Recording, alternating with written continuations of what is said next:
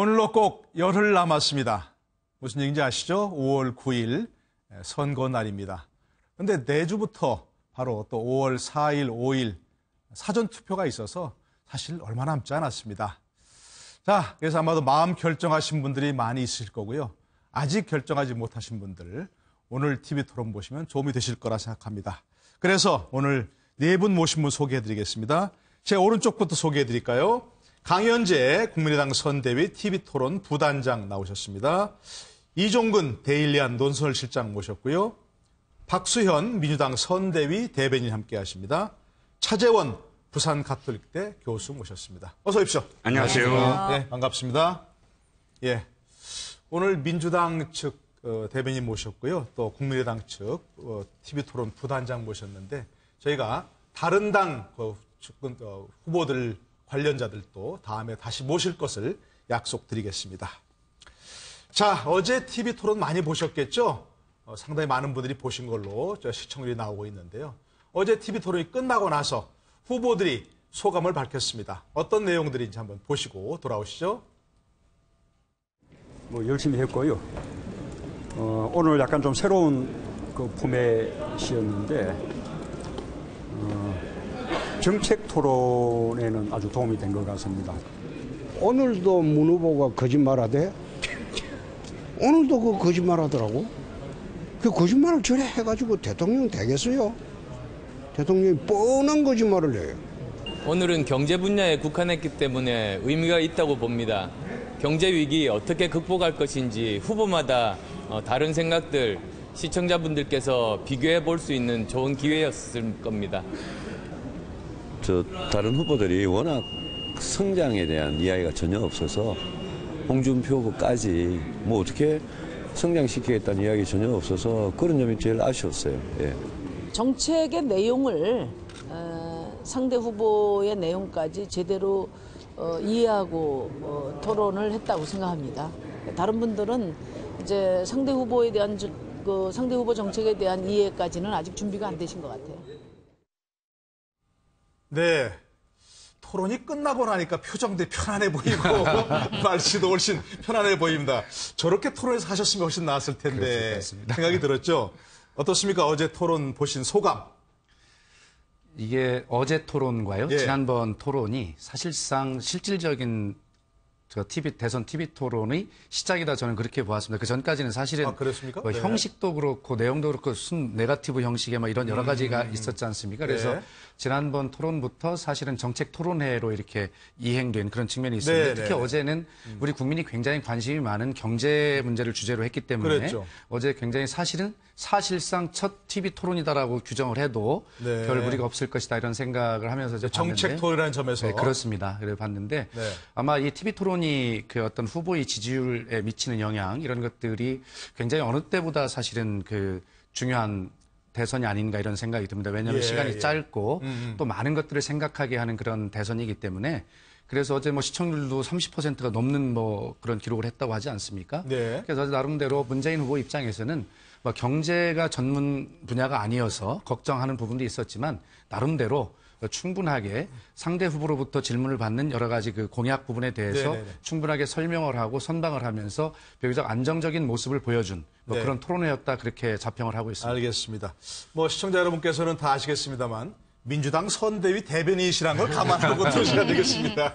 네. 어떻게 보셨어요? 안철수 후보 중심으로 해서 어제 TV 토론에서는? 예, 먼저 이제 문재인 후보님께서 경제가 전문 분야가 아니신데도 불구하고 이제 비교적 선방을 하셨다고 하는데 문재인 후보님은 인권 변호사니까 인권 전문 아니시겠어요? 네. 그런데 어쨌든 북한 유엔 인권 결의안 문제라든지 최근에 굉장히 논란이 됐던 성소수자의 인권과 관련해서 또 충분히 인권 변호사다운 답변을 하지 못하셨다는 점이 좀 기억이 나고요. 안철수 후보님 같은 경우에 어제 토론은 비교적 차분하게 하신 것 같습니다. 네. 그리고 이제 마지막 발언에서 이제 본인이 그동안 이제 토론회 때 좀 잘 못했던 것이 이제 국민들 사이에 많이 회자가 되고 그것이 지지율 또 하락에 어느 정도 기여한 게 아닌가라는 이제 우려를 많이 하셨을 텐데 마지막 발언 때 그 얘기 하셨죠. 마음에 좀 걸렸던 것 같아요, 그죠? 예, 그래서. 본인은 솔직하게 얘기한 겁니다. 네. 말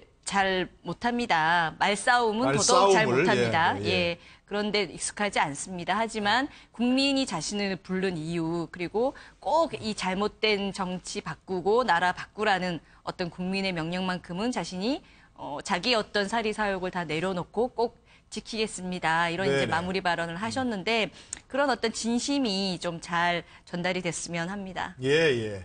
자, 다른 두 분께서는 이제 평론하시는 입장에서 어제 토론을 포함해서 지금까지 토론 좀 간략하게 어떻게 보셨는지 좀 말씀해 주시면요. 어제는 그 5차 토론이지만 사실상 그 승관이가 주관한 두 번째 토론이지 않습니까? 그렇죠. 그 주제 자체가 경제 정책이었기 때문에 어떻게 보면 좀 딱딱한 측면이 있다. 재미는 없었어요. 예, 재미는 없다는 쪽으로 이야기는 할 수 있습니다만 지난번 1992년도 미국 대선에서 클린턴 대통령 그 후보가 한 이야기가 있지 않습니까?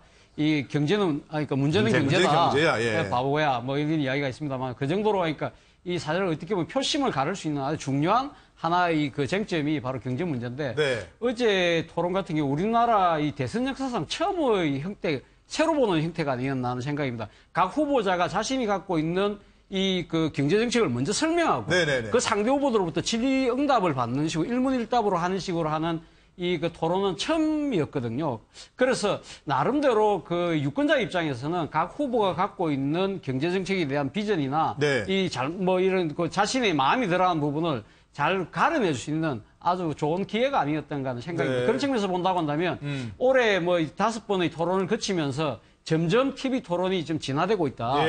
유권자들 입장에서는 이 선택의 기준을 선택하는 데 있어, 그러니까 선택을 하는 데 있어서 많은 이 유리한 점을 찾을 수 있는 하나의 그 계기가 됐던 것이 아닌가 생각합니다. 꼼꼼히 챙겨봤으면 굉장히 여러 후보들의 정책적 차이점을 잘 알 수 있을 것이다. 이제 이런 말씀이셨고 한 번 더 남았죠. 그러니까 한 번 더 기회가 있을 것 같은데. 자, 우리 이정근 실장께서는 예, 그 세 분은 좀 방어적이었고 두 분은 공격적이었다 이렇게 표현하고 싶습니다. 세 분은 방어적이었고. 자, 방어적인 분들은 어떤 분들이냐면 문재인 후보, 안철수 후보, 유승민 후보 방어적이었다는 게 저는 왜 이런 표현을 썼냐면 그동안 비판받았던 부분들을 어떻게든 좀 이렇게 보완하려고 하는 자세들을 많이 보였다는 거죠. 문재인 후보. 좀 너무 오만했다라는 표현을 많이 받았잖아요. 오만이라는 표현 좀 적절하지 못하시라고 생각하실 수도 있지만 그러나 이 처음 시청자들이 보는 4차 토론도 있을 텐데 근데 처음 보는 시청자들에게 아니 그 얘기는 내가 이미 전에 많이 했다. 그냥 정책본부장이 물어봐라. 이건 사실 유승민 후보에 대한 어떤 결례가 아니라 시청자들에 대한 결례라고 저는 생각을 하거든요. 그런데 그런 점 충분히 그 부분은 사과한다라고 또 공개적으로 말을 한 부분. 안철수 후보는 아까 말씀하셨던 부분, 말싸움 능하지 못하다. 솔직하게 그 부분을 시인하면서 이런 부분들을 사과하다 하고 시인한다는 건 그만큼 시작할 때부터 자세가 상대방 얘기를 좀 들어보자. 듣고 내가 충분히 이야기하겠다는 그런 그 자세를 보였다는 점. 그리고 유승민 후보의 지적은 이 점이에요. 묻는 건 날카롭게 묻고 그다음에 숫자, 디테일이 굉장히 강한데 결점은 또 디테일만 강하다. 디테일에 강한 게 아니라 디테일만 강하다. 즉 집요하게 묻는 게 중요한 게 아니고 상대방을 막 당황하게 만드는 게 중요한 게 아니라 자신이 그 물은 이유를 수습을 해야 되거든요. 그래서 사실은 이러이러한 점에서 이렇게 사실 해야 된다라거나 이렇게 끝을 닫아야 되는데 상대방이 당황하게 만드는 그런 모습만 계속 즐기는 듯이 그렇게 집요하게 추궁만 하는 모습 이런 것들이 좀 많이 부족하다는 그런 지적을 많이 받았는데 어저께는 어찌됐든 유승민 후보가 질문하다가 그 질문을 왜 했는지 그리고 자기 생각은 무엇인지 이런 걸 밝히는 그런 어떤 그 태도를 보였어요. 그래서 이 세 후보는 좀 그런 점에서 상당히 지적당한 것들을 좀 더 보완하려는 어떤 자세가 있었고 나머지 유승민 후보는 경제학 박사 아닙니까? 그렇죠. 자기 전공이니까. 근데 다 반응이 이래요. 똑똑해. 그런데 어떡하겠다고 이런 어떤 느낌. 그러니까 자신의 어떤 그 숫자의 디테일에 강한 모습만 보이려는 게 아니라 그 점에서 내가 어떤 때문에 이걸 이렇게 물어봤다라는 거를 사실 밝혔어야 됐다는 거죠. 알겠습니다. 이렇게 하시고 아까 우리 강현재 부단장을 잠깐 얘기하셨어요. 어떻습니까? 지금 이제 대개 그 캠프에서도 지금 안철수 후보의 지지율이 좀 하락세인 것은 아까 얘기하셨는데 그게 TV 토론에 영향이 있었다고 생각하세요? 또 어떤 점이 조금 그런 문제점이 있었다고 보시는 겁니까? 안철수 후보님이 TV 토론을 이제 좀 잘 못하신 측면도 있겠지만요. 네. 또 여론조사의 추이를 보면은 홍준표 후보께서 예. 정말 이제 막말에 가까운 어떤 강한 표현, 네. 그다음에 문재인 후보를 정통 보수들의 눈에서 봤을 때는 문재인 후보를 가장 시원하게 공격해주는 후보, 이런 어떤 선명성에 좀 성공했다라고 보여지고요. 네. 그리고 안철수 후보에 대해서 보수를 대변할 수 있는 후보가 아니다. 뭐 박지원 상황론 이런 어떤 이미지 덧씌우기가 예. 보수층에게 좀 먹힌 측면이 있는 것 같습니다. 보수표가 이동했다니까. 지금 여론조사 추이를 봤을 때는 기존의 네. TK를 중심으로 하는 어쨌든 보수층의 지지가 안철수 후보님께서 뭐 좀 빠져 있는 네. 그런 모습을 하고 있기 때문에 그런 측면이 있을 거라고 보여지는데요. 네, 그럼 어쨌든, 대책은 혹시 있다면? 네, 당 내에서는 지금 이 여론조사에 너무 뭐 매달리다시피 생각하면서 그렇게 부정적으로 보지만은 않고 있고요. 왜냐하면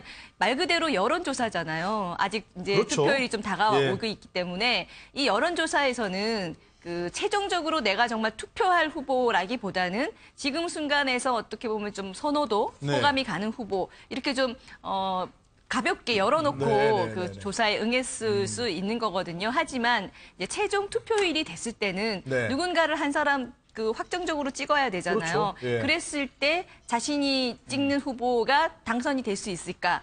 내가 이 후보를 찍었을 때는 오히려 원치 않는 후보가 대통령이 되지 않을까. 예. 이런 어떤 사표 심리가 작용을 할 것이기 때문에 네. 마지막에는 그래도 중도 보수층에서 이미 그 문재인 후보를 이길 수 있는 가능성을 보여준 안철수 후보에게 네. 결집할 수 있다라고 기대를 하고 있는데요. 예. 막연한 기대가 아니라 남아있는 기간 동안 네. 안철수 후보께서 지금 김종인 대표님 카드를 활용해서 통합 정부를 이제 강하게 내비쳤는데 네. 이 통합 정부 협치의 모습 그리고 중도 보수 진보 진영을 다 아우르고 지역도 좀 뛰어넘을 수 있는 네. 그런 어떤 그 미래 비전과 협치의 모습을 얼만큼 확실하게 보여주느냐 네, 그걸 네. 보여주면 그래도 이제 신뢰를 가지고 중도 보수층께서 최종적으로 안철수 후보님을 밀어주지 않을까 네, 이렇게 네, 기대하고 있고요.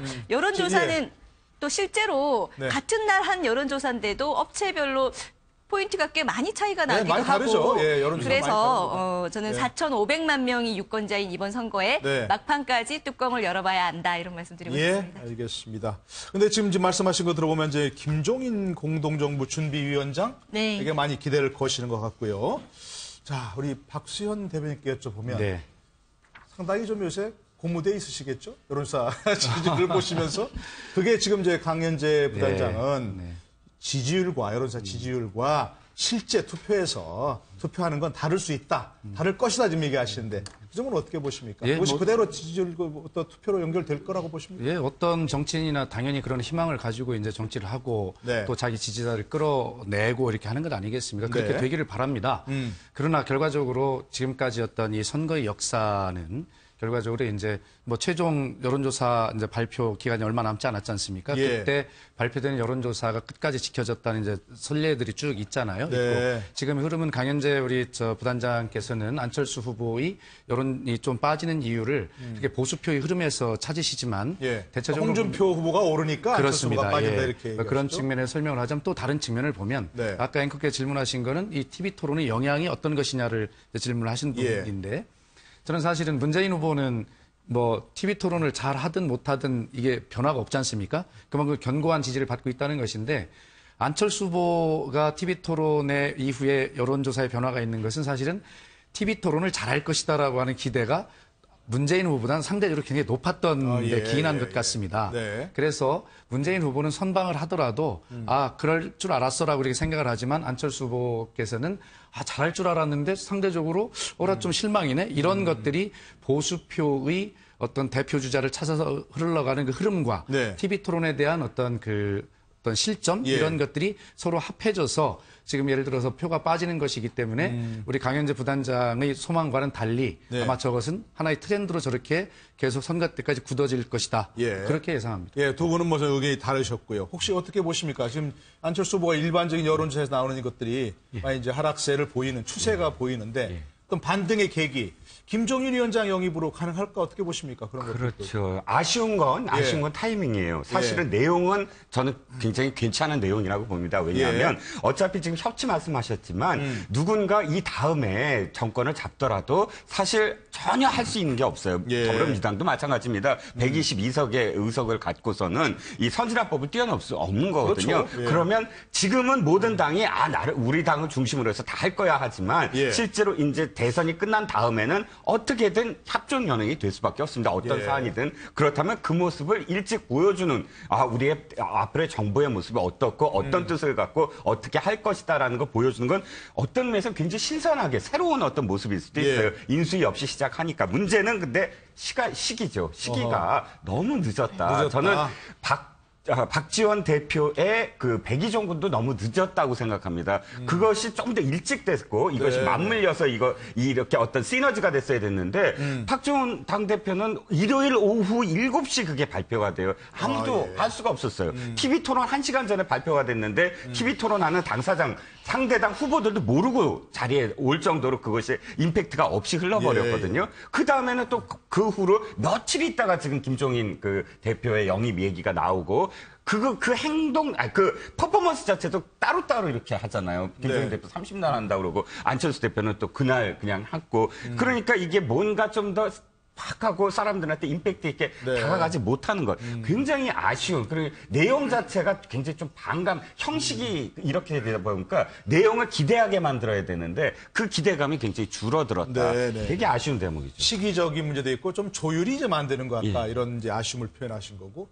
우리 차재원 교수께서는 어떻게 보십니까? 지금 이제 국민의당에서 안철수 후보의 어떤 그 반등 모멘텀, 뭐 김종인 대표를 전 대표를 이렇게 공동정부 준비위원장으로 영입하고 토론회 직전에 그렇게 했습니다. 그렇죠? 그렇죠. 그런 건 어떤 일종의 승부수라고 보여지던데. 승부수라고 할 수 있겠습니다만, 그러나 저는 그 역할, 내내 파장 자체는 상당히 좀 제한적이지 않을까 하는 생각입니다. 사실 안철수 후보가 이야기하는 개혁 공동정부, 그리고 협치라는 부분은 아마 누가 집권을 하더라도 이 방향으로 갈 수밖에 없다는 그 방향성은 맞습니다만. 그건 당연하죠. 그렇죠. 그렇지만 그러나 김종인 전 대표를 영입해서 지금 안철수 후보가 생각하고 있는 마지막의 이 모멘텀을 만들어낼 수 있을지 부분에서는 김종인 전 대표의 역할과 한계가 분명히 드러나고 있는 것이 아닌가 하는 생각입니다. 사실 김종인 전 대표가 아시다시피 지난번 본인이 이야기한 대로 지금 소위 말해서 비패권지대에서 뭔가 연대를 한번 모시게 해보려고 한 거 아닙니까? 그러면서 본인 스스로가 킹메이커가 아니고 킹으로 한번 뛰려고 하다가 결국은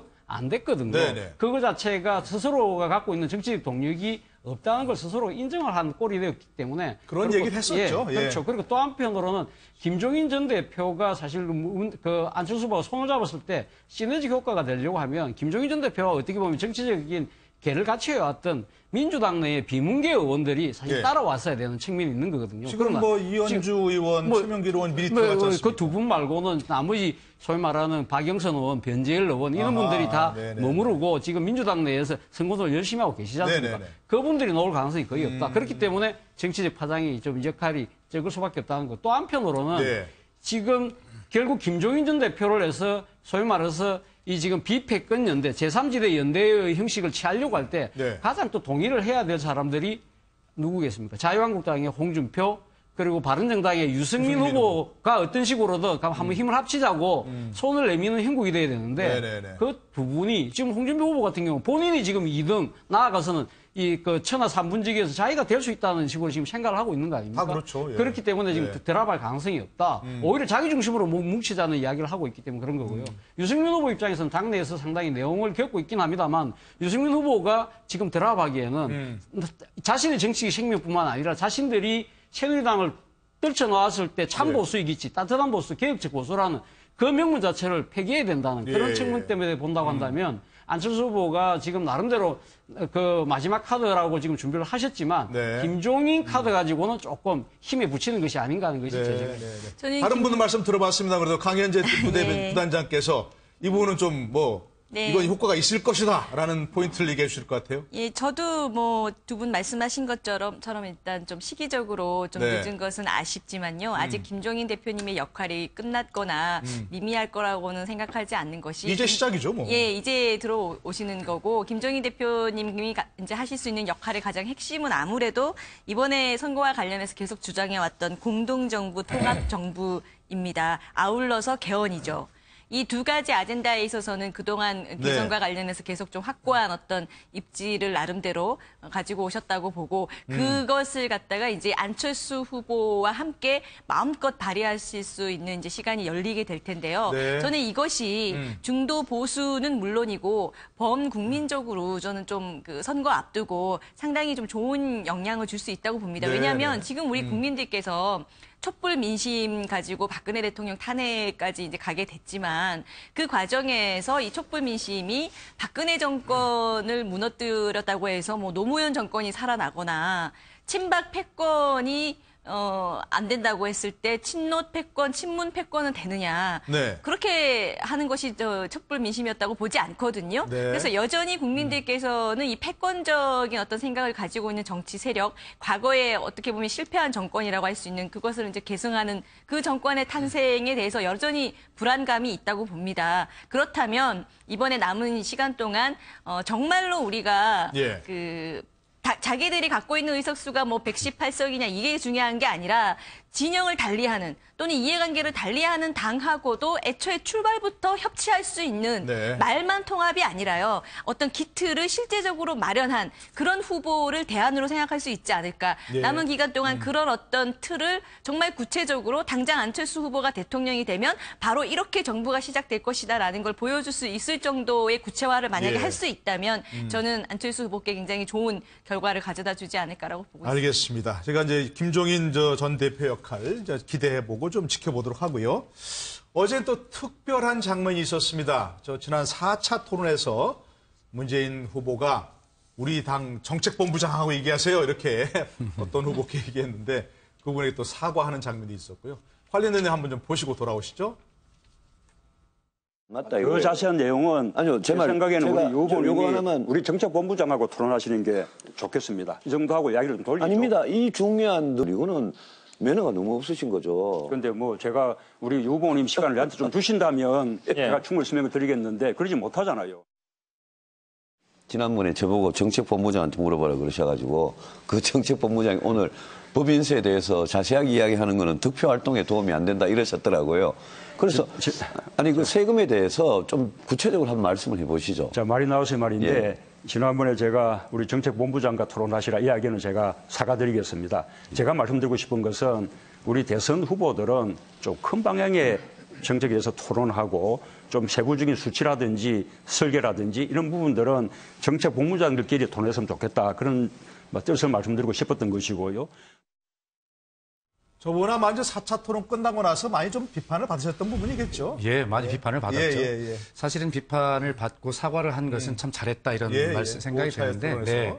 그런데 사실은 유승민 그 후보에 갖는 기대가 저 개인적으로도 굉장히 크거든요. 네. 뭐 대선 이후에 어떤 건전한 보수의 어떤 그 뭐 재건이라든가 이런 측면에서 기대가 큰데 네. 사실은 저 질문을 여러 차례 했고 여러 차례 설명을 했어요. 그런데 유승민 후보께서 두 가지 굉장히 결정적인 오류를 가지고 질문을 자꾸 하시는 거예요. 내용이 뭐냐면 간단하게. 그러니까 저게 이제 일자리 창출, 그렇습니다. 81만 개를 창출하는데 소요 재원 얘기를 하던 그렇습니다. 거죠. 그런데 두 가지 오류가 뭐냐면 81만 개에 21조 원 아니겠습니까? 5년 동안.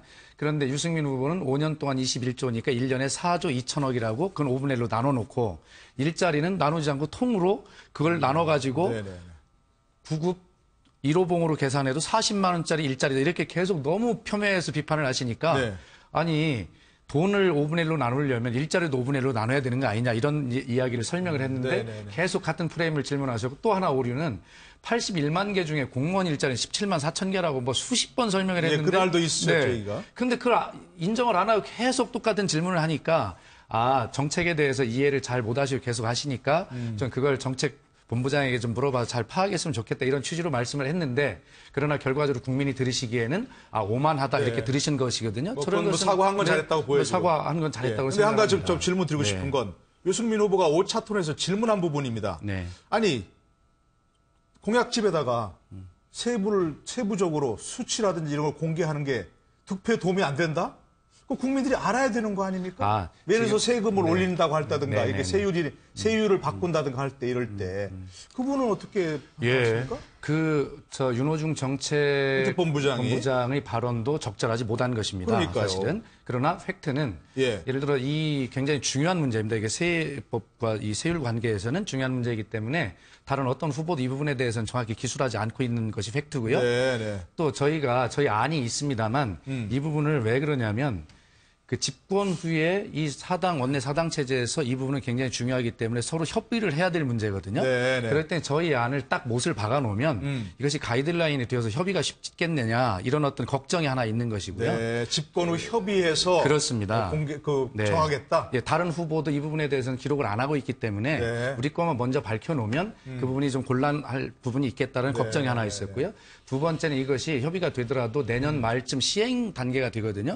남은 기간이 굉장히 길어요. 그렇기 때문에 논쟁을 굉장히 많이 유발할 수 있는 측면이 있어서 그런 측면에서 사실 기록을 안 했다는 것인데 그렇게 설명을 좀 잘 하면 되는데 윤호중 우리 정책본부장이 그렇게 지금 앵커께서 말씀하신 대로 그렇게 설명한 것은 적절하지 못했다. 이렇게 말씀을 드릴 수 있겠습니다. 그러니까 이렇게 설명하면 그걸 왜 그렇게 해가지고 득표할 때 도움이 안 된다? 이건 좀. 근데 그럼에도 불구하고 저는 어제 문재인 후보 토론 보면 좀 많이 좀 아쉬웠던 부분이 결국 지금 이게 문재인 후보가 갖고 있는 그 지금 일자리 공약이 그거 아닙니까? 세금이나 재정을 투여해서 일자리를 만들고 거기에서 공공 일자리가 늘어나면 가계 소득이 늘어나고 그 가계 소득이 늘어나면 소비 주출이 늘어나고 거기에서 성장이 된다. 이 선순환 구조를 이래 말씀하시는 거잖아요. 일종의 마중물로 그렇죠. 이제 한다, 그런 식으로 얘기죠. 이제 이렇게 한 부분인데 어제 그 부분도 딱 부러지게 유권자들이 들었을 때 귀에 쏙오게 말씀을 못 하셨어요. 그래서 계속적으로 유승민 후보가 소득을 누가 어떻게 만든답니까? 계속적으로 질문을 당했던 부분인데 뭐 저는 뭐 그건 그렇다 치더라도 그러나 아무튼 이 지금 일자리 공약과 관련된 그것뿐만 아니라 경제 공약에 관련해서 이 재원을 어떻게 마련할 것인가 부분은 사실은 이 정세하고도 상당히 관련된 부분이거든요. 그 부분에 대해서도 어제 그러니까 정세에 대한 부분도 제대로 말씀을 좀 해보라. 그 이야기할 때 문재인 후보가 지난번 정책본부장 사과하면서 약간 이 말꼬리를 잠깐 돌린 측면이 있는데 어쨌든 저는 좀 앞서 뭐 지금 윤호중 정책본부장이 조금 살이 깊지 못한 이야기는 했다고 합니다만 그러나 지금 지금 제1당의 후보고 지금 재원을 어떻게 마련을 할 부분인가에 대해서는 상당히 국민들이 표를 찍는데 그 정책을 신뢰할 수 있는 없냐를 좌우하는 중요한 잣대거든요. 그런 측면에서 상당히 아쉽다. 그러나 뭐 아까 우리 지금 박수현 의원께서 다른 후보들은 지금 공약을 안 한다고 이야기지만 그런 측면에서 보면 어제 유승민 후보는 본인이 그 자리에서 그 이야기를 했어요. 자기는 법인 세율 21%지만 자기가 집권하면 25% 올리겠다. 옛날 MB 이전 그러니까 노무현 대통령 시절에 25% 가겠다고 단도직입적으로 이야기를 했습니다. 명목세를 올리겠다고 했죠. 명목세를 올린다고 했죠. 그러니까. 그런 식으로 물론 이제 뭐 유승민 후보 입장에서는 아무래도 집권 가능성 자체가 좀 상대적으로 낮아 보이고 뭐 그러다 보니까 자신 있게 말씀을 하셨는지 모르겠습니다만 상대적으로 또 문재인 후보 같은 경우 집권 가능성이 훨씬 더 높으니까 신중한 측면이 있겠습니다만 어쨌든 유권자들 입장에서는 지금 내놓은 공약에 대한 재원을 어떻게 마련할 것인가 그 부분에 대해서 좀 더 구체적인 설명이 필요한가 아닌가 생각합니다. 글쎄 말입니다. 자, 우리 황현재 부단장은 이런 논란 어떻게 보셨는지 말씀해 주시고 혹시 안철수 후보도 이런 비슷한 공약을 했다면 그런 수치를 공개 안 한 게 맞는지요, 그때? 일단 문재인 후보님 어제 토론과 관련해서는 저는 어제 잠깐 그 정책본부장과 얘기하라는 말을 한 것에 대해서 사과는 하셨지만 그 후에 뒤따라 한 말씀이라든지 그 후에 이제 계속된 토론을 보면은 여전히 재원 문제를 좀 세세한 거, 지역적인 거 이렇게 인식하고 계시다는 걸 알 수가 있었어요. 사실 일자리를 만들겠다는 거, 특히 공공 일자리 같은 경우엔 결국 이제 국민의 돈이 투입돼야 되는 부분인데 그런 거라든지 복지와 관련해서는 그 재원의 문제가 저는 일자리 만들기와 복지 못지않게 거의 비등한 수준으로 따라와야 되는 공약이라고 생각하거든요. 그렇지 않으면 그게 말 그대로 빌공약, 공수표 남발하는 게 되는 겁니다. 근데 그것에 대한 어떤 인식이 좀 약하신 것 같고 또 지금 우리 국민들께서는 과거와는 달리 뭐든 해주겠다, 퍼주겠다, 다 해주겠다 이것만 믿는 국민들이 아니시거든요. 굉장히 날카롭고 아주 섬세한 시각으로 적극적으로 후보들을 이제 검증을 하고 있고 특히나 뭔가를 이렇게 퍼주는 것과 관련된 공약 같은 경우는 무슨 돈으로 어떻게 하겠다는 거냐를 특히나 꼼꼼하게 보시려고 하는데 예. 문재인 후보는 정작 그 돈 문제에 대해서는 그거는 정책본부장 할 일, 세세한 수치는 대통령이 할 게 아닌 거 이렇게 얘기하시는 거는 조금 잘못된 인식이라는 생각이 들고 예.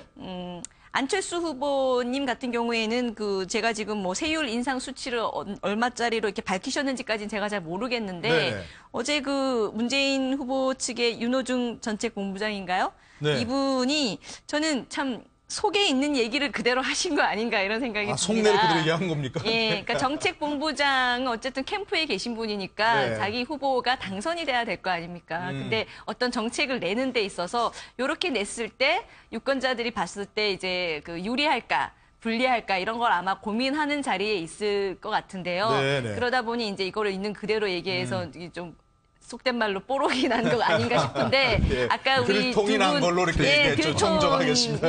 들통이 난 것 같은데 예. 정말 이제는 네. 아예 자신이 없거나 확신이 없으면은 자신 없다 확신 없다 좀 더 고민해 보겠다고 말하는 게 대통령 후보로서는 맞다라고 봅니다. 예, 예. 아니면은 좀 반발이 있더라도 또는 어떤 이제 뭐 표심이 좀 떨어져 나가더라도 예. 자기의 확고한 소신이면 그것을 밝히고 뚫고 가야 맞다라고 보거든요. 예. 근데 문재인 후보님 같은 경우 일자리라든지 경제 살리기 자신이 하겠다라고 했으면 적어도 진짜 많은 재원이 드는 그런 공약에 관해서 재원과 관련된 수치, 세금 인상에 관한 수치 같은 것들은 어쨌든 밝혀놓고 국민들로부터 검증도 받고 다른 후보들로부터 검증도 받는 것이 좀 당당하시지 않을까. 제가 이런 아쉬움이 좀 있습니다. 짧게만 말씀을 예, 드리면 짧게 짧게 말씀하시면. 예. 지금 강윤재 대변인 말씀하신 대로 그런 부분 그렇게 해야 맞습니다. 대부분의 그 재원 대책 다 밝혔습니다. 다만 예, 예. 지금 우리가 얘기하는 그 세율 인상과 세법 개정 문제 이런 것들에 관해서는 예. 아까 말씀드렸듯이 굉장히 시간이 많이 남은 문제이고 또 이것은 각 당의 입장을 잘 조율해서 해야 될 민감한 문제이기 때문에 예. 이 부분에 대해서 좀 신중하자는 입장이고요. 또 예산 전체 규모를 연간 보면 그 심상정 후보가 110조 원 정도를 빼고는 나머지가 대개 30에서 대개 한 40조 사이를 지금 예측을 하고 있습니다. 네, 네. 그렇기 때문에 누가 봐도 이 예산 문제는 재정의 어떤 규모나 이런 어떤 가능한 범위 안에서 굉장히 신중하게 하고 있다라는 것을 충분하게 좀 이해를 했으면 좋겠고 문재인 예, 후보도 TV 토론에서 자 재정이라는 것 충분하게 어떤 그 한계가 있기 때문에 그 안에서 여러 가지 신중하게 고려를 하고 있다는 입장을 밝혔거든요. 예. 그렇기 때문에 어떤 전체적으로 아무것도 어떤 재원 대책을 안 밝혔다라고 하는 이런 어떤 판단은 좀 맞지 않다 그 예, 말씀을 드립니다. 그건 아니고요. 그래서 예, 이 부분만 가지고 얘기한다 그런 말씀이죠. 예. 예, 저는 일단 먼저 이제 안철수 후보에 대해서 말씀을 좀 드리고 싶은 게 예. 지금 강 단장께서 말씀하신 부분, 그러니까 문재인 후보 뭐 지적 다 하시고 이제 안철수 후보도 하시면서 이제 세율 말씀을 좀 하셨잖아요. 그런데 그게 딱 저는 시청자들이랑 똑같은 느낌이에요. 뭐냐면 기억에 남지 않는다는 거. 자, 지금 복지 굉장히 중요하고 세율 문제에 대해서 논쟁을 벌어졌을 때 지금 문재인 후보를 중심으로 해서 심상정 후보, 유승민 후보 이 세 후보의 재원 마련과 그 복지 정책에 대해서는 시청자들이 확실히 기억을 해요. 네. 논쟁을 하기 때문에 서로. 그런데 여기에 지금 안철수 후보가 좀 그러니까 뭐랄까요, 좀 열애되고 있다라는 생각이 많이 들어요. 5차까지 네. 해서 안철수 후보가 어떤 복지 정책을 정확하게 하려고 하는지, 재원이 어떻게 마련돼야 되는지에 대한 기억은 잘 안 남거든요. 네. 그러니까 그 논쟁보다는 사실 모든 부분들이 다 안철수 후보는 중소기업 문제에 굉장히 천착을 하시는 건 좋지만 그러나 모든 문제가 다 중소기업만 살리면 될 수 있는 건 아니니까 그 부분에 저는 안철수 후보의 전략적인 어떤 전 미스라고 봐요. 네. 내가 자신 있는 것만 계속 이 인상만 지어주면 되는 건 또 아닌 것 같다는 생각이 들고 뭐 문재인 후보는 사실 좀 전에 의원께서 말씀하신 부분 예. 굉장히 공감 박수현 대변인입니다. 예, 네. 박 대변인께서 말씀해 주신 부분 공감은 가는데 다만 그렇게 설명을 전혀 안 하셨거든요. 문 후보는 5분의 1이 이 재원이고 또 5분의 1을 총원을 나눴어야 됐는데 그걸 나누고 계산해야지 왜 이렇게 했느냐라고 했다면 예. 그거 진짜 설득력있을 텐데 그렇게 말씀 안 하시니까 문제가 그러니까 두 분 다 유승민 의원의 그 질문과 이 문재인 후보의 답변과 두 분 다 이것과 관련해서 정확하지 못했다. 네. 이거는 뭐 유승민 후보만 이걸 모르고 있다라고 비난할 수는 없는 문제다라는 거죠. 예, 예. 그 자세한 내용은 대변인에게 들으십시오. 이렇게 되지도 않을까 싶기도 하고요. 패러디를 또 해주시는 거죠. 네, 알겠습니다. 근데 또 어제 또 그 토론에서는 경제 토론이었는데 갑자기 총리 문제 놓고서 또 문재인 후보와 안철수 후보 간에 논란이 벌어졌었죠? 먼저 한번 보시고 우리 얘기 나누도록 하죠. 선거 끝나면 정부 구성이 조속하게 이루어져야 되는데 지금 우리 안 후보님은 국무총리를 국회 추천에 맡기겠다 이렇게 오늘 공약하셨어요.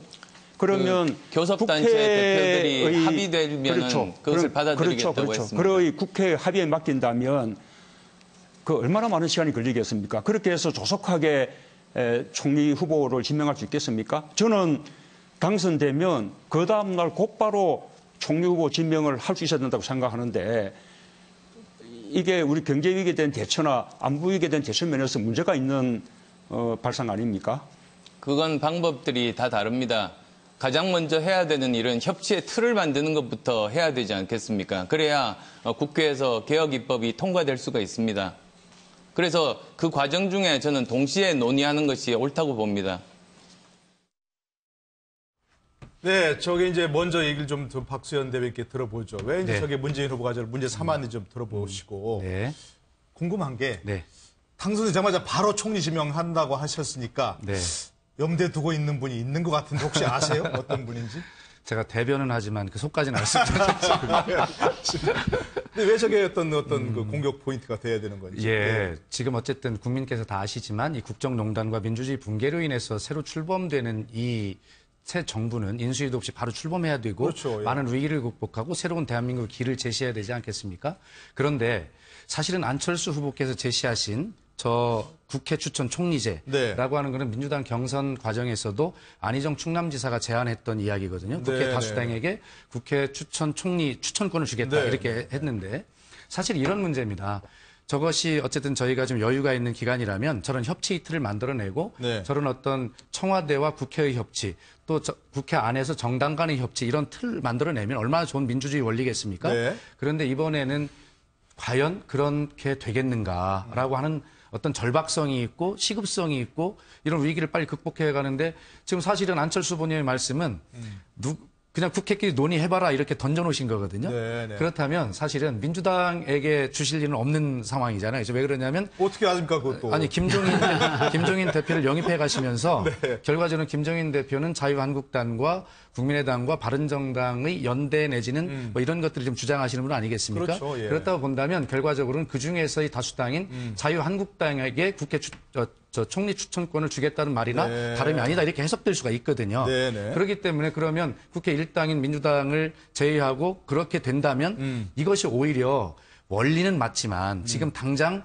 시간이 굉장히 오래 걸릴 것이다. 네. 이런 부분들을 지적하는 것이고 네. 그래서 문재인 후보는 그런 어떤 민주적인 국회 운영의 원리를 당연히 인정하지만 이번만큼은 이런 위기 시대를 맞이해서 총리는 빨리 예. 임명을 해서 이런 문제를 수습하는데 빨리 활용을 하고 그리고 안철수 후보께서 말씀하시는 저런 협치 틀을 만들어가는 과정도 이것이 네. 빨리 돼야 되는 것이니까 네. 뭐 그런 측면을 말씀하신 거라고 보시면 되겠습니다. 예. 그러니까 두 가지 말씀하신 것 같아요. 우선 시급하다, 그죠? 네. 그다음에 또 한 가지는 혹시 그렇게 되면 결국 자유한국당의 어떤 영향력이 가장 크지 않겠냐 이런 말씀이신 것 같은데 강현재 부장님.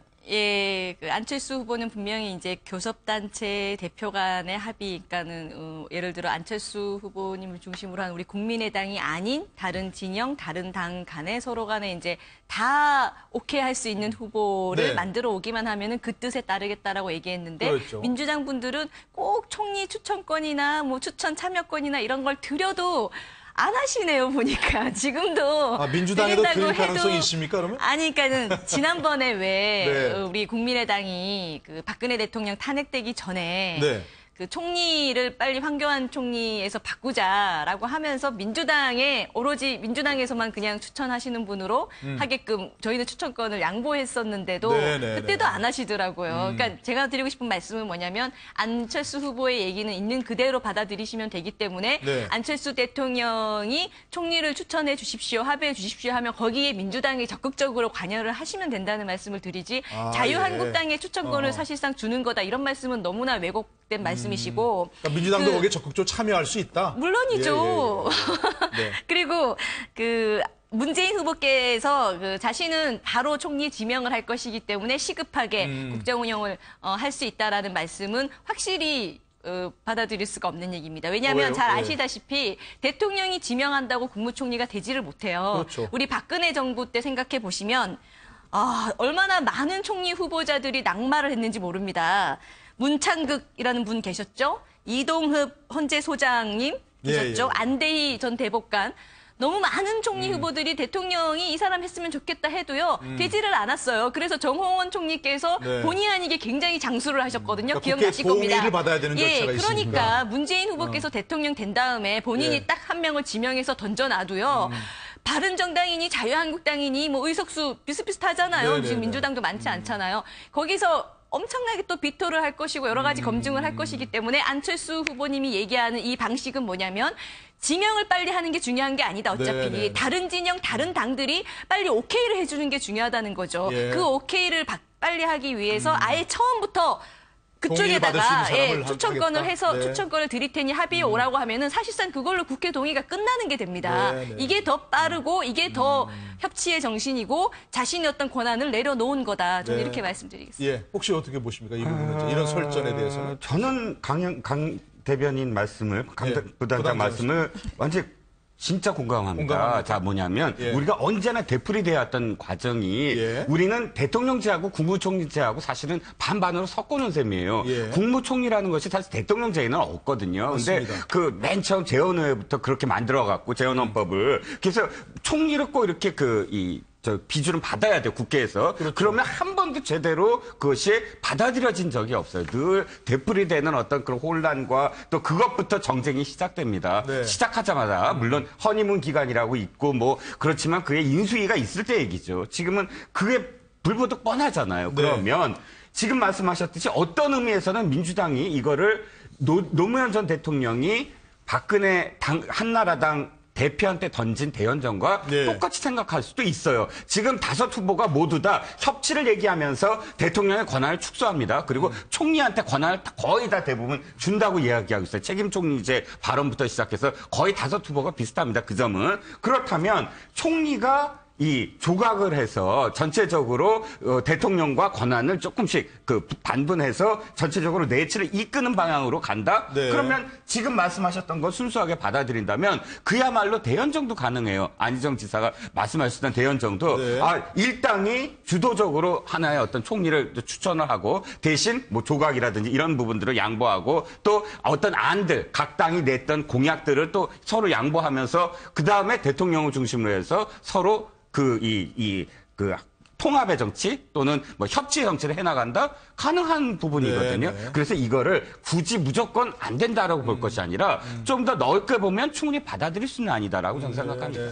차재홍 교수께서는 어떻게 보십니까? 저는 뭐 근데 지금 두 분 각 당의 지금 어떻게 보면 입장을 대변한 두 분은 좀 솔직한 속내를 말씀 안 하시는 것 같아요. 제가 봤을 때는. 솔직하게 말씀하신 것 같기도 한데 어떤 면에서 그렇습니까? 저는 지금 뭐 안철수 후보가 사실은 지금 그 국회에다가 총리 추천을 주겠다. 그 말한 시기 자체가 지금 김종인 전 대표하고 지금 해동하는 시점과 맞물려서 나온 이야기거든요. 거기서 그런 얘기 했단 그 이야기를 하고 또 개혁 공동정부 추진을 또 김종인 대표에게 맡기는 측면이 있는 거 아닙니까? 그렇다고 한다면 이 민주당 쪽의 입장에서 봤을 때는 이 선거 전에 단일화는 하지 않지만 사실상의 단일화 또는 연대를 위한 정치적 고리로서 이걸 사용하고 있는 것이 아니냐. 상당의 연대를 그렇죠. 그런 정치적 고리로 사용하는 측면이 있다는 거예요. 그렇기 때문에 오늘 문재인 후보가 오늘 유시에서 이 이야기를 했네요. 선거만 이기려는 정권 야합이다. 이 부분을 이렇게 강하게 비판을 했거든요. 그렇기 때문에 사실 오해받을 소지는 분명히 있습니다. 그럼에도 불구하고 또 문재인 후보 입장에서도 보았을 때는 그러면 뭐 본인식대로 그러면 본인이 가면 지명만 하면 다 끝나느냐? 네. 그렇지 않다는 거죠. 아까 우리 강 부단장께서 잘 설명하셨지만 예, 맞는 얘기죠. 국회에서는 그 총리는 이 가반수 그 인준을 받아야 되거든요. 네. 근데 사실 박근혜 정부 때는 이 새누리당만 가반 의석이 넘었어요. 넘었는데도 불구하고 매번 낙마가 됐었거든요. 그렇죠. 그렇기 때문에 사실 어떻게 보면 문재인 후보가 만약에 집권을 한다 하더라도 총리를 지명하고 나서는 어차피 원내 교섭단체들하고 상당한 협의를 진행을 할 수밖에 없는 상황이라는 거죠. 그렇다고 한다면 두 후보 다 지금 일종의 대선이라는 큰 그 이익을 앞두놓고 이 총리 추천권을 갖고 정치적 공방을 벌이고 있는 것이 아닌가 하는 게 제 생각입니다. 예. 어쨌든 뭐 양쪽 다 어떤 면에서 지명을 하고 그다음에 산을 넘어야 된다든가 아니면 또 산을 먼저 넘고 뭐 동의를 받는다든가 그런 과정은 다 거쳐야 되는 부분이니까요. 짧게 말씀드려도 될까요? 예, 짧게 말씀하시면. 그러니까 문재인 후보께서는요, 단일화 안 한다고 했는데도 또 김종인 이제 대표님 모셔서 통합정부, 안철수 후보가 계속 얘기하던 정말 통합, 선거 전 연대는 없지만 선거 후에는 진영과 지역을 다 떠나서 정말 협치를 하겠다라고 하고 있고 그것을 국민들께 선거 전에 빈말이 아니라 행동으로 보여주기 위한 과정을 가고 있는데 그거 가지고 본인께서도 통합 얘기하면서 안철수 후보의 그런 통합 행보는 또 단일하니 야합이니 이렇게 비판을 하셔서 정말 문재인 후보께서는 대통령이 되시면 과연 진짜 다른 당하고 어떤 협치를 하실 것인가 굉장히 염려가 되고요. 국민의당 보고 뭐 40석 미니정당이라서 못한다라고 하면서 우리 40석 뛰어넘고 다른 당하고 다 아우르고 하겠다라고 하니까 또 사실상 선거 전 연대 이런 얘기를 하시니까 참 뭐 어떻게 하라는 건지 모를 정도로 문 후보도 통합을 얘기하지 않느냐, 협치를 얘기하지 않느냐. 그럼 그게 이 방법이 바로 그거 아니냐. 이런 얘기니까 제가 짧게 반론할까요? 짧게 그렇습니다. 그렇습니다. 반문의 역설이라고 제가 설명하겠습니다. 지금 그 안철수 후보님을 중심으로 모여있는 분들 보면 전부 다 반문을 이야기하십니다. 심지어는 바른정당에서 지금 입장을 낸 20명의 국회의원님들 그 입장문을 봐도 거기서 문재인만은 안 된다가 주류죠. 자, 어떤 대통령 선거가 대한민국의 미래를 놓고 이야기를 해야지 어떤 사람에 반대하기 위해서 대통령이 나오는 사람이 도대체 어디 있습니까? 그런 정당이 어디 있습니까? 자, 그러면 거꾸로 묻겠습니다. 자, 협치가 필요하고 통합이 필요하다 말씀하시면서 어떻게 문재인만은 안 된다고 하시면 어떻게 협치하겠습니까? 적어도 우리가 지금 얘기를 하는 거 보면 박근혜와 문재인 빼고 다 뭉쳐라 이건데 아무리 문재인 후보가 단점이 있다 하더라도 박근혜에 비하겠습니까? 그런 어떤 것들을 가지고 사실은 지금 나머지 연대를 구성하고 하면서 반문을 이야기하면서 그다음에 협치를 어떻게 할 거냐 우리에게 묻는 것은 그것은 안 된다. 또 반문의 역설이라고 얘기하는 것은 그렇게 계속 모이면 모이고 반문을 이야기할수록 지지율 격차는 점점 벌어지고 있다. 그것이 반문의 역설이다. 이렇게 설명드리겠습니다. 알겠습니다. 그 문제 두 분 나와서 충분히 얘기 들어봤으니까 판단을 우리 보시는 시청자분께서 해주시길 바라고요. 자, 그런데 이제 오늘 뭐 대표할 수 있는 분은 안 나왔습니다만 홍준표 후보도 토론 끝나고 나서 늘 좀 화제를 몰고 다니죠. 지나치게 품위가 없다 이런 비판도 있지만 그래도 또 토론을 재밌게 하는 이런 요소다 이런 분도 있고 그래서요. 잠깐 한번 좀 보시고 돌아오시죠. 우리 문 후보님 사건에 대한 해명을 하는데 사실이 18%, 거짓말이 54%로 밝혀졌어요. 오늘은 거짓말 안 하실 거죠? 주제 이야기 하십시다. 주제 이야기 하십시다. 그러니까. 우리 사회자한테 지적받습니다. 공정거래위원회 개혁해야 된다고 생각하지 않으십니까? 그 가르쳐 주면 제가 하겠습니다. 어떻게 개혁해야 할까요?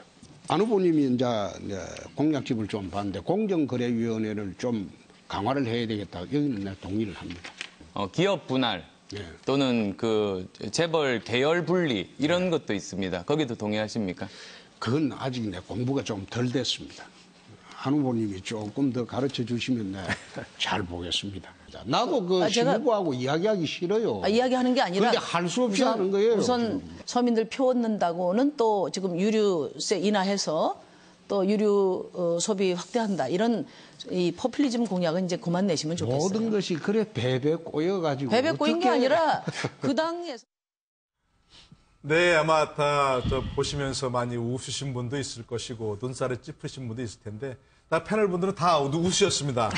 그런데 오늘 여기는 안 나왔습니다만 아까도 혹시 그 안철수 후보와 얘기하는 부분을 보면서 이런 생각이 들었습니다. 자, 이건 뭐 가르쳐 주시면 배우겠습니다. 이렇게 좀 유연하게 넘어갔는데 혹시 홍 후보가 안철수 후보 지지율이 역전 가능하다 이런 얘기 하고 있는 건 아시죠? 네. 그러면서 좀 그렇게 여유 있게 생각한 거 아닐까요? 어떻게 보십니까? 그런 부분은 홍준표 후보와 안철수 후보의 지지율이 역전하시려고 하겠죠. 뭐 홍 후보님의 희망 사항이실 텐데 네. 그것보다는 어쨌든 홍준표 후보님은 토론을 보는 국민들 중에서도 정통 보수들의 마음을 계속 잡아야 한다고 생각하실 것 같아요. 그렇죠, 실제로도 예. 그렇고 그러다 보니 안철수 후보를 뭐 세게 공격하거나 부딪히는 것은 자신에게 그다지 득이 될 게 별로 그런가요? 없고 예. 문재인 후보님이나 심상정 후보의 어떤 그런 진보 진영을 공격하는 모습에 좀 포커스를 맞추고 계신 게 급소가 아닌가. 거기에 있다고 판단하는구나. 예. 그렇게 봅니다. 저는. 특별히 뭐 안철수 후보님을 문재인 좋아한다는 후보는 것도 아닌가요? 예, 지금 홍준표 후보가 안철수 후보의 지지율을 깎아먹고 있으니까 상당히 좀 이렇게 좀 좋아하는 거 아닌가요? 어떻게 보세요? 뭐 결과론적으로 그런 측면들이 뭐 있다고 언론에도 분석도 합니다만 네. 적어도 한 나라의 대통령과 지도자가 되겠다고 하는 어떤 분들이 네. 뭐 그런 정도 생각을 할까요? 그렇게 생각을 가지고 있는데 네. 어쨌든 분명한 것은 지금 저 주인 잃은 보수라고 하지 않습니까? 표류하는 보수 이렇게 얘기를 하는데 네. 결과적으로 저는 이런 생각을 갖습니다. 대선 이후에 어떤 예를 들어서 지금 정권 교체가 더불어민주당으로의 정권 교체 가능성이 더 큰 것은 사실인데 네. 이 이후에 대한민국 사회를 정말 잘 이끌고 갈 수 있는 또 한 바퀴 축인 보수 세력이 어떻게 재편이 될 것인가에 대해 관심을 가지고 지켜보고 있거든요. 네. 그런 측면에서 홍준표 후보께서도 어쨌든 국정농단이 한 세력이었다는 것을 잘 반성하는 마음을 잘 가지고 국민께 어필을 해야 네. 저 지지가 안철수 후보의 지지를 뺏어와서 한순간 올라간 이런 것이 아니라 좀 안착되는 어떤 새로운 보수에 대한 기대 이런 것들을 가지고 예. 대한민국 미래를 쓸 수 있다 이런 생각을 하기 때문에 TV 토론을 재밌게 해주시는 건 감사합니다만 반성과 새로운 보수의 비전 이런 것들에 대해서 지금부터 국민께 정확히 말씀드리는 태도가 중요하다 이렇게 생각을 합니다. 예. 자, 우리 다른 패널분께는 홍준표 후보와 우리나라 지금 뭐 보수 세력이 있는 건 사실이지 않습니까? 그렇죠. 그분이 홍준표 후보 그 어떤 보수 세력이 홍준표 후보 일치된다고 보십니까? 대표할 수 있다고 보세요? 어떻게 보십니까, 그분은? 일단 뭐 지지율 지금 추세를 보면 네. 홍준표 후보에게 보수 표심이 좀 쏠리고 있는 건 사실인 것 같습니다. 지금 뭐 사실 어떻게 보면 참보수, 따뜻한 보수, 개혁 보수를 기치를 내걸었던 바른정당의 유승민 후보가 소위 말하는 배신자 프레임을 아직까지 극복을 못하고 있는 것 같아요. 그런 상황에서 이 보수가 나름대로 대안으로 생각했던 안철수 후보가 아무래도 이 지지율이 정체 국면을 지나서 약간 하락하면서 결국 보수 표심들은 내가 찍어도 결국 안 된다는 생각을 하는 것 같고 그렇다고 한다면 결국 우리 나라의 정체성을 찾아가는 것이 필요하지 않을까. 그렇다고 한다면 어디로 가야 될 것인가. 그것이 바로 홍준표 후보 쪽으로 쏠리고 있는 것 같습니다. 그리고 홍준표 후보가 사실 이 보수 표심을 끌고 가는 이유 중에 하나는 지금 5번의 토론에서 홍준표 후보는 자고 면하지 않고 딱 그 보수의 본색만 딱 드러내고 있잖아요. 보수의 아젠다를 딱 집중적으로 공격을 하는 거죠. 뭐 급소가 어딘가는 급소를 아는 거죠. 국가보안법 문제라든지 대북 송금 문제라든지 안보 문제, 안보 문제도 그렇죠. 또 노무현 전 대통령의 뇌물죄라는 식으로 계속적으로 자기가 좀 말을 만들면서 하는 이야기. 그리고 또 하나는 강성 기종 노조 아닙니까? 강성 기종 노조 타겟으로 하고 있는 거죠. 그런데 저는 그 생각합니다. 지금 보수의 표심들이 쏠리고 있는 건 맞지만, 그러나 보수는 또 한편 이 생각할 거예요. 과연 이 지금 홍준표 후보가 저렇게 말하는 부분, 시원한 부분이 있지만, 우리 품격이 이 정도밖에 안 되나? 그런데 대한 좀 나름대로 이 자책이랄까요? 이런 것도 좀 느껴지지 않을까 생각인데, 오늘 홍준표 후보가 김해에서 유세를 하면서 이 이야기를 했다고 그럽니다. 좌파한테 엄청 많이 당하고 있는데, 도둑놈의 XX들이라고 원색적으로 비난을 했다고 하거든요. 이러한 것들을 만약에 보수 유권자들이 봤을 때 진짜 찍고 싶다 하더라도 한 번 더 생각하는 그런 순간이 오지 않을까. 그런데 오늘 거기에 대해서는 홍준표 후보 이렇게 이야기했답니다. 자신은 성질 참으면 암에 걸릴 것 같아서 있는 말 다 한다고 하는데 여기에 과연 보수 표심들이 얼마큼 동의를 할 건지 지켜볼 대목입니다. 어떻게 보세요? 지금 홍준표 후보가 이른바 보수 세력을 대표하고 있다고 이제 얘기를 하고 있는데 그런 점에서 저 그 지지율과 표심이 일치될 건지. 예. 일단 지금 비박 반문의 보수가 문제였어요. 문제는 비박 예. 반문이라는 게 무슨 말씀이냐면, 자, 우리가 대통령이 어떤 탄핵을 물었을 때 80대 20이었거든요. 예. 자, 20은 어찌됐든 뭐 대통령은 탄핵하지 않아야 된다라는 것이고, 그럼 이것이 어쨌든 보수라고 치면, 나머지 80의 보수표도 있다는 거죠. 네. 지금 우리 지역이 40대 20이라든지 네. 혹은 지난 5년 전에 51대 49라면 최소한 40에서 50 정도의 네. 보수표가 있는데 20 빼면 그것이 20에서 30 정도의 그래도 박근혜 대통령은 잘못했다라고 생각하는 사람들이 있었어요. 네. 근데 그 사람들은 사실 문재인의 마음을 딱 문재인 후보한테 주기는 좀 굉장히 불안한 그런 생각을 갖고 있고, 이분들이 원래 이제 맨 처음에 반기문 총장, 그다음에 황교안 총리, 그다음에 마지막으로 안희정 지사까지 예. 가다가 이제 안철수 후보까지 갔는데 뭐 여러 가지 어떤 이유가 있어서 어찌됐든 안철수 후보한테도 정착하지 못하고 다시 이제 떨어져 나왔는데, 그렇게 됨으로써 사실 부동표가 굉장히 늘어나고 있잖아요. 예. 일부 그 여론조사에 의하면 20에서 막 더 늘어난다고는 하는데, 예. 더불어 홍준표 후보의 지지율도 지금 사실 굉장히 추세선이 올라가고 있어요. 한 2주 연속 뭐 5%에서 뭐 7%에서 9%에서 네. 10%를 돌파한 여론조사도 꽤 있습니다. 예. 일부에서는 있습니다. 일부에서 예. 있습니다. 저는 추세선은 굉장히 유의미하다. 급격하게 올라가는 추세선은 계속 올라가고 있거든요. 한 번은 조정기를 받겠지만 그럼에도 불구하고 어디까지 올라갈 건가 하는 것은 저는 상당히 지금 탄력을 받고 있다고 생각을 해요. 네. 왜? 지금 그래도 어찌됐든 내가 보수이고, 또 지금 안철수 후보한테 가려는 표는 좀 더 정신이 번쩍 든 거예요. 안철수 후보는 국민의당인데 국민의당의 시장은 어떻게 되지? 시작은 뿌리는 어디 있지? 이렇게 생각을 하다 보면 안철수 후보한테 가는 게 옳을까? 이런 고민, 자신의 어떤 정체성에 대한 고민을 하기 시작했다. 그러면 저는 반반이라고 생각해요. 네. 일부는 홍준표 후보한테 충분히 갈 겁니다. 그리고 네. 그 지금 추세선이 그걸 증명을 하고, 일부는 사실 이 투표를 안 할 가능성, 네. 전체적으로 투표율이 낮아질 가능성, 네. 그 가능성이 충분히 있다고 보여집니다. 예, 보수 표심 중심으로 말씀하셨고요. 보수 표심. 예, 그것도 정말 저희가 다음 주에 발표되는 여론조사 추세가 어떤지 한번 지켜봐야 할 부분 중에 하나인 것 같고요. 자, 막바지 변수가 될까 했는데 어제 토론에서 문제가 됐었죠. 사드 문제입니다. 사드 문제는 끊임없이 처음부터 안보 관련해서 문제가 됐었는데 어제는 특히 돈과 관련된 문제 있습니다. 그렇죠? 트럼프 대통령이 갑자기 10억 달러에 이르는 비용을 한국에 청구하겠다. 이렇게 얘기해서 그런데요. 관련된 토론 보시고 돌아오시죠. 트럼프 대통령이 사드 배치 비용 10억 달러를 청구했다고 하는데 돈 내라고 하면 사드 도로 가져가라. 이렇게 당당하게 말해야 되지 않습니까? 막대한 재정 부담이 초래되게 됩니다. 저는 그 때문에라도 반드시 국회의 비준이 필요하다고 생각합니다. 사드 배치 문제는 역시 다음 정부에 넘겨서 논의할 문제입니다. 트럼프 대통령이 그거는 오히려 다른 목적을 가지고 뭐라 그럴까요? 표현이 그렇습니다만 질러본 거라고 생각합니다. 만약 10억 불 낼 것 같으면 그거 한 개 포대 사오면 되지. 뭐 하려고 10억 불 내고 빌립니까?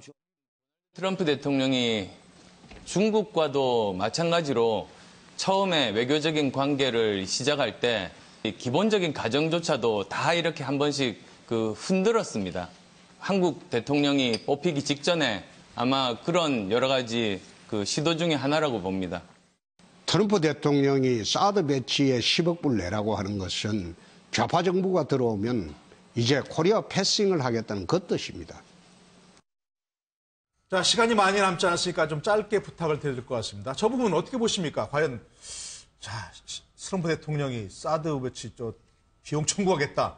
이런 문제 민주당의 입장은 뭡니까? 네, 국회 비준을 거친다 그런 건가요? 지금 국민께서 굉장히 당황하실 것이고요. 네. 지금 모든 대선 후보들이 사드에 관한 입장이 변화를 하고 있는 네. 그런 측면에서 나온 것이기 때문에 아마 트럼프가 마음 놓고 질러본 것이 아닌가 이런 생각을 하고요. 그렇기 네. 때문에 이 문제는 차기 정부로 넘겨서 차기 정부의 외교적 협상력을 강화하도록 하는 네. 카드로 써야 된다라고 하는 문재인 후보의 주장이 옳았다는 게 증명이 되고요. 네. 그런 걸 다 떠난다 하더라도 우리 방위 분담금이 9,400억 정도인데 1조짜리를 가서 저 중국품 사다가 돈 내라고 하는 게 말이 됩니까? 예.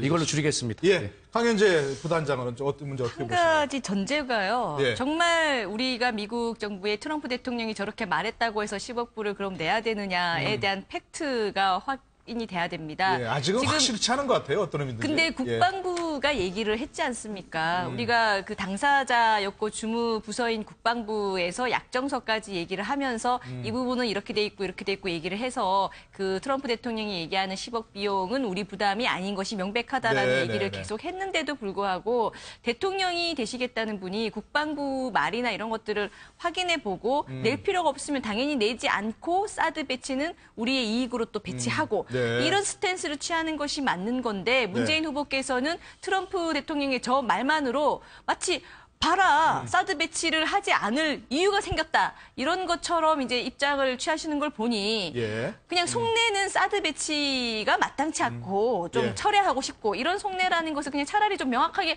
밝히시고 네. 선거에 임하시는 게 맞지 않는가 강현재 생각이 부단장의 말씀은 추측입니다. 그렇지 예. 않습니다. 부담할 일 없다 이제 이런 말씀이시고 짧게 우리 저 예, 저는 뭐, 예. 문제는 트럼프 대통령이 그러면 실없이 이런 이야기 했겠습니까? 네. 저는 뭐 지금 이 사드 문제는 결국 뭐 소파 협정에 의해서 우리가 돈 낼 건 아니지만 트럼프가 결국 궁극적으로 노리는 거는 한국의 방위 분담을 높여야 된다는 소리 그런 아니겠습니까? 속내로. 예. 그런 부분들에 대해서는 어제 이 후보들이 사실 그 문제에 대해서 집중적으로 토론 안 한 건 아쉽다. 그런 생각입니다. 예, 알겠습니다. 다음번에도 토론이 있으니까요. 그 문제도 이슈가 될 걸로 생각이 됩니다. 저희 스타스페이스는 그분 철저히 분석해서 쉽게 알려드리도록 하겠습니다. 함께해 주신 여러분 고맙습니다.